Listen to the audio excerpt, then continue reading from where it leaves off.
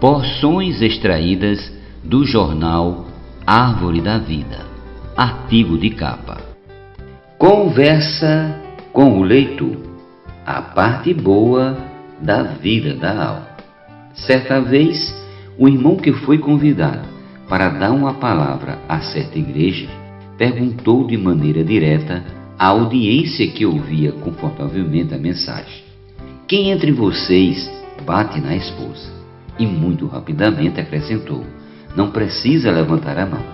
Ele guardou silêncio por um instante e esperou que todos pudessem fazer um exame. Muitos, mas muitos mesmos, que estavam naquela reunião, começaram a contorcer-se na cadeira. Na sequência, ele disparou outra pergunta. Essa não era tão forte quanto a primeira, mas era mais profunda e perturbadora. Quantos aqui agiram gentilmente hoje com sua esposa, usando meramente a parte boa de sua alma? Depois que as duas perguntas foram feitas, ele passou a considerar com a igreja as duas situações. Vejam, todos vocês ficaram chocados com a primeira pergunta. E, independentemente de bater ou não na esposa, vocês sabem que isso é errado. O homem, até mesmo os melhores cristãos, parece estar preparado apenas para ver a parte má da vida da alma, mas está completamente descuidado com o quanto de coisas boas nós podemos fazer com a parte boa da vida da alma. Para Deus, não interessa se o que estamos fazendo é bom ou mal, desde que a fonte seja nossa alma caída, tudo será rejeitado. Se estamos agindo de forma independente de Deus, isso já é suficiente para desagradar. Nós não podemos esquecer o que ele próprio disse no início da Bíblia: mas da árvore do conhecimento do bem e do mal não comerás, porque no dia em que dela comeres, certamente morrerás. Gênesis capítulo 2, versículo 17. Observe que a árvore da qual Deus ordenou não comer não tem apenas o mal, mas também o bem. Deus foi categórico: dela não comerás. Em outras palavras, Deus estava dizendo: rejeite o mal e o bem também. Não façam nada sem mim, não façam nada fora da minha presença. Se qualquer coisa for feita fora de mim, ela será desconsiderada. Até mesmo age gentilmente com a esposa, pois não olho para as ações, mas para a fonte. Não avalio se está certo ou errado, mas se está sendo feito de acordo com minha vontade. O que você está fazendo tem Deus como fonte ou a sua vida da alma é a fonte?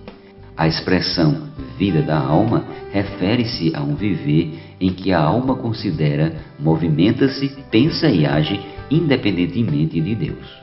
Muitos conseguem discernir que o mal desagrada ao Senhor, mas poucos são aqueles que conseguem discernir que mesmo as melhores ações feitas sem a direção do Espírito não agradam a Deus e de nada valem.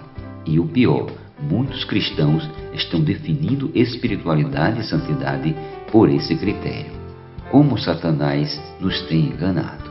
Mateus capítulo 16, versículos do 22 ao 23. Sejamos sinceros, como nós estamos levando nossa vida cristã? Estamos simplesmente tentando evitar o mal e procurando a todo custo ser uma pessoa boa, ou temos buscado a presença do Senhor em cada situação para Ele mesmo dizer o que temos que fazer?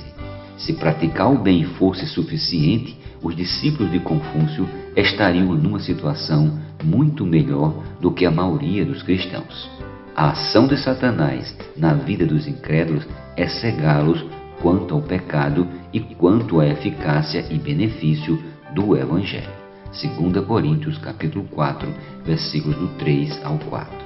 A ação de Satanás na vida dos cristãos é não deixá-los ver que precisamos depender do Espírito em suas atitudes e que o bom comportamento, qualquer que seja ele, se é feito fora da comunhão do Senhor e, por conseguinte, fora de sua presença, tem a fonte errada e também desagrada a Deus, tanto quanto qualquer mau comportamento.